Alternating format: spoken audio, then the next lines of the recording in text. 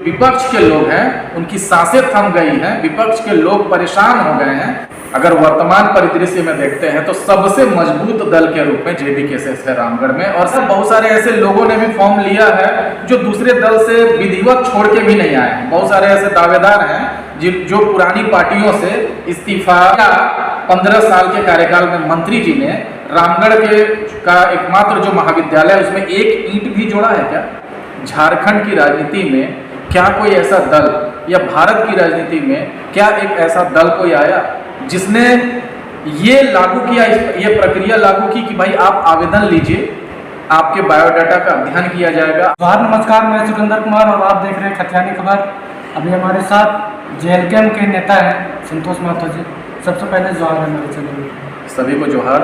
आपका चैनल बहुत लोकप्रिय हो रहा है, आपके तमाम फॉलोअर्स, तमाम सब्सक्राइबर और तमाम झारखंड के लोगों को खतियानी झारखंडी जोहार।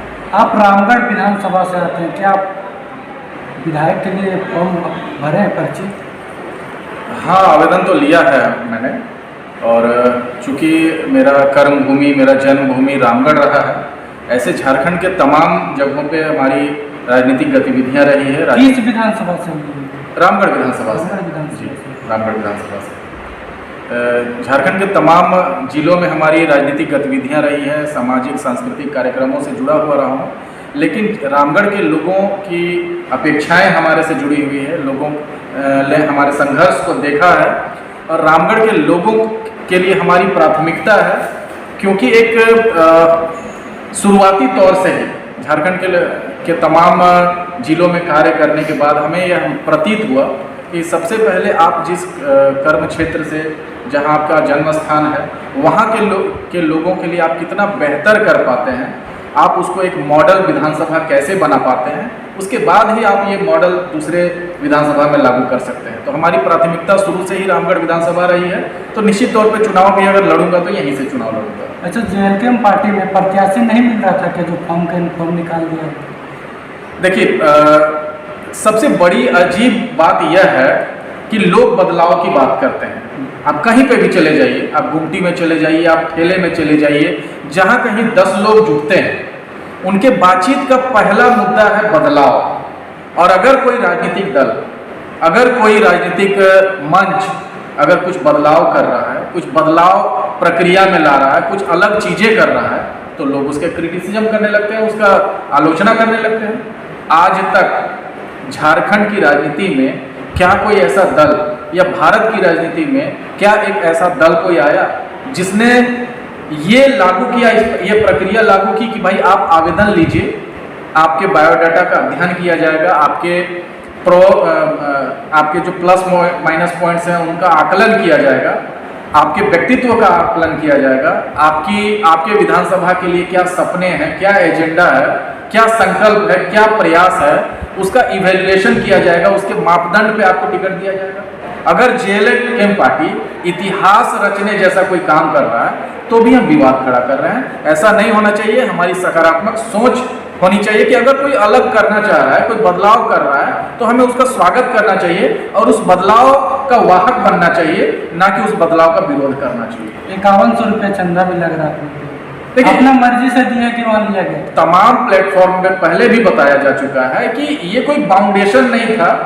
बहुत सारे लोग ऐसे हैं जिन्होंने मजबूरी बताई, जिन्होंने जो सदस्यता शुल्क तय किया गया था 5100 रुपया, वो नहीं दिया, फिर भी उनको फॉर्म मिला है। लोग आलोचना करते हैं, हर बात का तिल का ताड़ बनाते हैं, बाल की खाल निकालते हैं। मैं तमाम ऐसे लोगों को जानता हूं जिनसे शुल्क नहीं लिया गया था।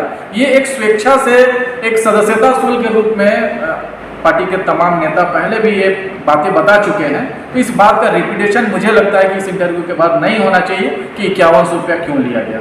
अच्छा, रामगढ़ विधानसभा से JLKM के लिए विधायक पद कितने लोग पर्चे भरे? जहाँ तक हमारी जानकारी है लगभग 32 लोग ये फॉर्म लिए हुए हैं।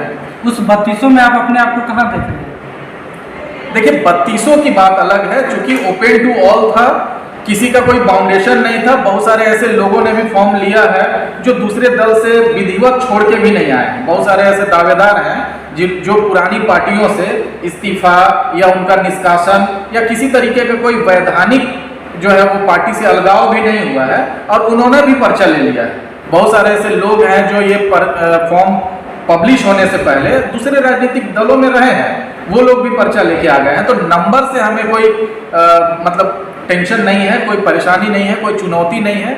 शुरू से हमारी चुनौती रही है कि रामगढ़ विधानसभा में बेहतर से बेहतर उम्मीदवार मिले, रामगढ़ के लोगों को बेहतर से बेहतर नेतृत्वकर्ता मिले, यही हमारा शुरू से प्रयास रहा है।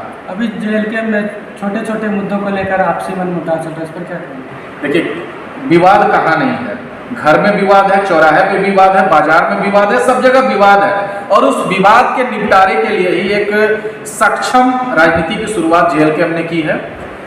कहीं पे कमेटी गठन के दौरान थोड़ा बहुत नोकझोंक हो जाता है, कहीं पे अध्यक्ष पद के लिए हो जाता है, कहीं छोटे छोटे पद के लिए भी हो जाते हैं, लेकिन हम लोग अपनी राजनीतिक कुशलता का इस्तेमाल करके उन जो विवाद है उनको हम लोग निपटारा भी कर रहे हैं। देखिए, जहाँ विवाद नहीं है वहाँ विकास भी नहीं है। अगर विवाद नहीं है इसका मतलब आप डेवलपिंग माइंड के नहीं है, आपका एफर्ट, आपका एम डेवलपमेंट के लिए नहीं है समर्पित। जब तक आप प्रोग्रेसिव सोच के नहीं होंगे, जब तक आप अपनी अपेक्षाओं को हर तरीके से हासिल करने के लिए प्रयासरत नहीं रहेंगे तो विवाद होगा नहीं। तो विवाद होना हमेशा बुरी बात नहीं है, विवाद होता है तो अच्छे के लिए भी होता है। अच्छा, आप पहले दूसरे पार्टी में थे, अभी JLK में आए, अगर JLK से आपको टिकट नहीं देते तो आपका क्या रोल होगा? देखिए, उपचुनाव लड़ना कितना जरूरी था ये मैं बार बार बता चुका हूँ। जब उपचुनाव की बात आती है तो लोगों को पता है कि ये जो चुनाव होते हैं वो सरकार बनाम विपक्ष का होता है। तमाम हथकंडे, तमाम सिस्टम जो है इस चुनाव को लड़ते हैं। ऐसे समय में एक ऐसा युवा नेतृत्व करता जो यह लोगों तक संदेश प्रसारित करता है कि आपको निडर होना चाहिए, आपको निष्पक्ष होना चाहिए, आपकी विचारधारा आजाद होनी चाहिए। ऐसे समय में मैं उस युवा का प्रतिनिधित्वकर्ता के तौर पे उपचुनाव में उतरा था। हाँ, किसी न किसी पार्टी का सिंबल लेना होता है। ऐसे में हमें लगा कि कोई झारखंड नामधारी पार्टी बेहतर विकल्प हो सकता है। हमारा यह एजेंडा था, हमारा यह लक्ष्य था कि लोग हमें पहचाने, लोगों के सामने मैं अपनी स्टैंड क्लियर करना चाहता था कि आगे का हमारा करियर होगा वो पूरी तरीके से एक्टिव पॉलिटिक्स को समर्पित होगा। रामगढ़ विधानसभा में JBK कितना मजबूत आपको दिख रहा है, कैसे? अगर वर्तमान परिदृश्य में देखते हैं तो सबसे मजबूत दल के रूप में JBK है रामगढ़ में, और सिर्फ रामगढ़ में नहीं बल्कि आसपास के करीब 17-18 विधानसभाओं में जो विपक्ष के लोग हैं उनकी सांसें थम गई हैं, विपक्ष के लोग परेशान हो गए हैं। जिस तरीके से युवाओं का, महिलाओं का, मेहनत कश लोगों का समर्थन JBK से या JLK को मिल रहा है, ये आज तक के झारखंड के इतिहास में किसी दूसरे दल को इतना समर्पण, इतना मतलब जोश खरोश के साथ लोग पार्टी की तरफ एक्टिव हैं, पार्टी को समर्थन दे रहे हैं। निर्विवाद रूप से JBK और JLK इस बार झारखंड के विधानसभा चुनाव में इतिहास रचने वाला है। रामगढ़ विधानसभा में सबसे बड़ी चुनौती आप लोगों की क्या होगी? देखिए, रामगढ़ विधानसभा में तमाम तरीके की चुनौतियां हैं। पिछले 24-25 सालों का अगर हम लोग एक मिसाल उठा के देख लें, उदाहरण उठा के देख लें, तो किसी तरीके का कोई विकास हमें नहीं दिखाई देता है। चूंकि रामगढ़ विधानसभा हजारीबाग, बोकारो, धनबाद और रांची को जोड़ने का एक कनेक्टिंग पॉइंट भी है, जिस वजह से यहाँ NH का डेवलपमेंट है, जिस तरीके से यहाँ उसी तरीके से यहाँ पर सड़क का डेवलपमेंट हुआ है, लोग इसको अपनी उपलब्धियां गिनाते हैं। लेकिन राज्य सरकार हो या केंद्र सरकार हो, यातायात की सुगमता के लिए धनबाद और रांची को जोड़ना चाहती है, हजारीबाग और रांची को जोड़ना चाहती है, जमशेदपुर को जोड़ना चाहती है। तो ऐसे में सड़क का निर्माण होना स्वाभाविक सी बात है। लेकिन मैं एक सवाल उठाना चाहता हूँ, अगर विकास हुआ है तो पिछले 30 साल 40 सालों में रामगढ़ विधानसभा या रामगढ़ जिला में एक लौता कॉलेज है रामगढ़ कॉलेज। क्या 15 साल के कार्यकाल में मंत्री जी ने रामगढ़ के का एकमात्र जो महाविद्यालय है उसमें एक ईंट भी जोड़ा है क्या? या अभी पूर्ववर्ती जो विधायिका रही हैं उन्होंने वहां का एक ईंट जोड़ा है क्या? क्या एक खिड़की लगाया है क्या? क्या एक दरवाजा, एक बेंच, एक कुर्सी दिया है क्या? विकास आप किसको कहते हैं? विकास का मापदंड अलग अलग लोगों के लिए अलग अलग होता है। कुछ लोग सिर्फ जीने को ही विकास मान लेते हैं और कुछ लोग जीने को जीवन की अनिवार्यता मानते हैं। मैं मानता हूं कि अगर किसी क्षेत्र में शिक्षा का विकास हुआ, शिक्षा के सुविधाओं का विकास हुआ है, स्वास्थ्य के सुविधाओं का विकास हुआ है, रोजगार की संभावनाएं डेवलप हुई हैं, वहाँ के लोगों को वहाँ का मूलभूत जरूरत मिल रहा है, वहाँ के हक और अधिकार वहाँ के स्थानीय लोगों को मिल रहे हैं, उसको मैं विकास मानता हूँ। मेरा विकास का मापदंड है कि अगर किसी क्षेत्र में समृद्ध कॉलेज है, किसी क्षेत्र में सुविधा संपन्न अस्पताल है, किसी क्षेत्र के लोगों को पलायन नहीं करना पड़ता है, तो इसको मैं विकास का मापदंड मानता हूँ। अच्छा, रामगढ़ विधानसभा आजसू का गढ़ कहा जाता है, इसको कैसे आप लोग चुनौती करोगे? आजसू का गढ़ कहा जाता था क्योंकि यहाँ दूसरे किसी पार्टी का दखल अंदाजी नहीं था,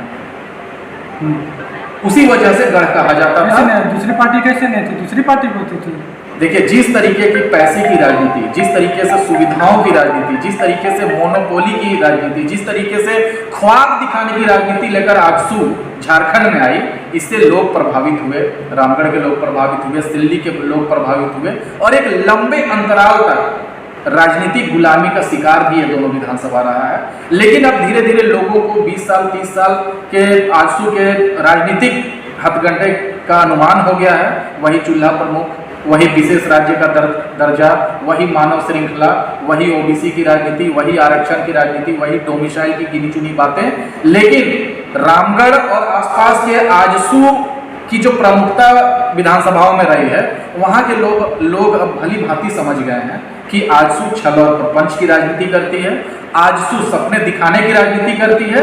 लेकिन जब सपने पूरा करने की बात आती है, जब चुनावी मुद्दों को अमल में लाने का बात आता है, तो ये पेरिस और सिंगापुर में छुट्टियां मनाते हुए नजर आते हैं, और चुनाव के बाद ये जाके बीजेपी के गोद में बैठ जाते हैं। अभी भी आप देख लीजिए, चुनाव की सरगर्मी है, तमाम लोग जनता को कनेक्ट करने की कोशिश कर रहे हैं, जनता को अपने मुद्दे बताने की कोशिश कर रहे हैं कि हम अगर चुनाव जीतते हैं तो स्थानीयता पर परिभाषित करेंगे, नियोजन के लिए प्रयास करेंगे, विस्थापन की नीतियों को परिभाषित करेंगे, कृषि नीति डिफाइन करेंगे। लेकिन आप आजसू की रणनीति देखिए।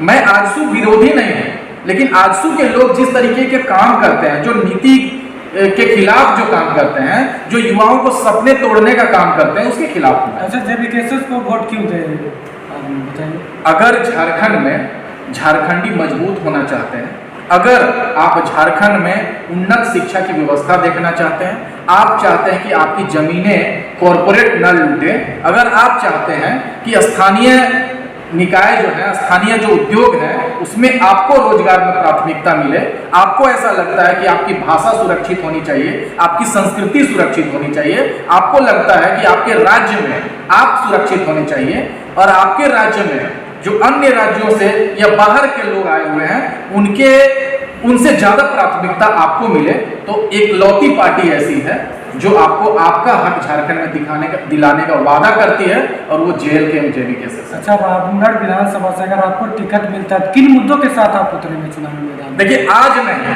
जब यहाँ कराल आजसू काल चल रहा था, जब चौधरी जी के खिलाफ लोग सांस लेने से डरते थे, विरोध करने की तो बात ही छोड़ दीजिए, जब उनके खिलाफ बोलने से लोग डरते थे, उस समय से ही हमारा नारा रहा है शिक्षा, स्वास्थ्य और रोजगार की सुविधाएं रामगढ़ में होनी चाहिए।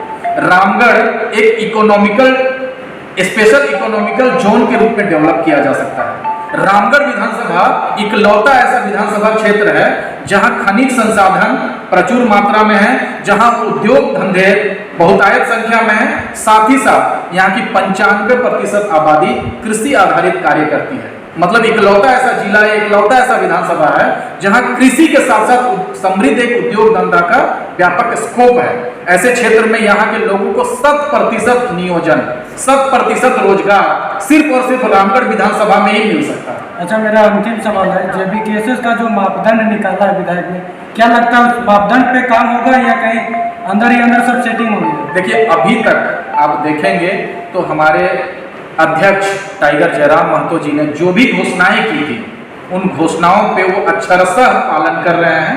उन्होंने कहा था कि प्रत्याशी जो चयन होगा, उसका जो तरीका होगा, वो झारखंड में अब तक ऐसा तरीका अपनाया नहीं गया होगा।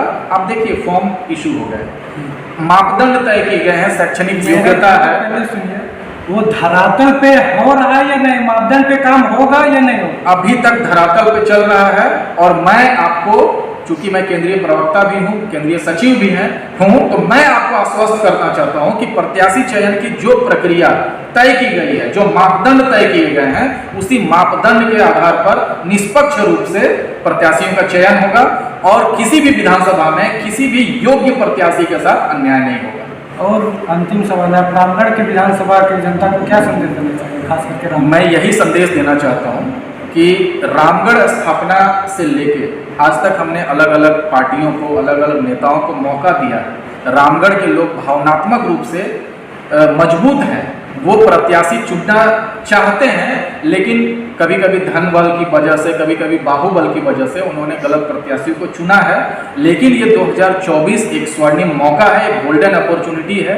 इस बार मैं यही अपील करना चाहता हूं कि आपका वोटिंग का मापदंड, आपका वोटिंग का रीजन, आपका वोट देने का कारण सिर्फ और सिर्फ एक शिक्षित उम्मीदवार होना चाहिए, एक विजनरी उम्मीदवार होना चाहिए, जिसके पास व्यू हो, जिसके पास विजन हो, जिसके पास प्लानिंग हो और जिसकी प्राथमिकताएं उच्च से उच्च शिक्षा की व्यवस्था आपके विधानसभा में दिलाना, तमाम तरीके की स्वास्थ्य सुविधाएं आपके विधानसभा में उपलब्ध कराना और रामगढ़ विधानसभा, रामगढ़ जिले के अंतर्गत 150 से अधिक जो प्राइवेट कंपनियां चल रही हैं, उन प्राइवेट कंपनियों में यहाँ के युवाओं को रोजगार दिलाना जिसकी प्राथमिकता है, ऐसे प्रत्याशी को चुने। ये आपके लिए सुनहरा अवसर है।